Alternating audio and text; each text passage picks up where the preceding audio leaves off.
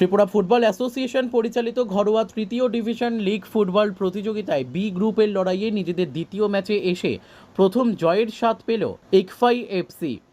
শনিবার দিনের প্রথম ম্যাচে লড়াইয়ে মুখোমুখি হয় একফাই এফসি ও সবুজ সংঘ। ম্যাচে ৮-০ গোলের বড় ব্যবধানে সবুজ সংঘকে পরাজিত করে একফাই। ম্যাচে একফাই এফসি হয়ে হ্যাট্রিক করে অনিমেষ দেববর্মা। ম্যাচে অনিমেষ দেববর্মার সাথে 2টি করে গোল করে কাউসাং জামাতিয়া। এছাড়াও দলের হয়ে 1টি করে গোল করে রমেশ জামাতিয়া, সাচলাং জামাতিয়া, বিকাশ দেববর্মা। দিনের দ্বিতীয় ম্যাচে এই গ্রুপের লড়াইয়ে মুখোমুখি হয় জম্পুইজলা প্লে সেন্টার ও আনন্দ ভবন ক্লাব। ম্যাচে 2-1 গোলে আনন্দ ভবন ক্লাবকে পরাজিত করে গ্রুপে টানা দ্বিতীয় জয় তুলে নিল জম্পুইজলা প্লে সেন্টার। ম্যাচে জম্পুইজলার হয়ে জোড়া গোল করে খেলার 20 ও 73 মিনিটে শুধু দয়াল জামাতিয়া। অন্যদিকে আনন্দ ভবন ক্লাবের হয়ে একটি গোল করে খেলার 30 মিনিটের নয়ন বাহাদুর মলসুম। Bureau report, news daily Bharat.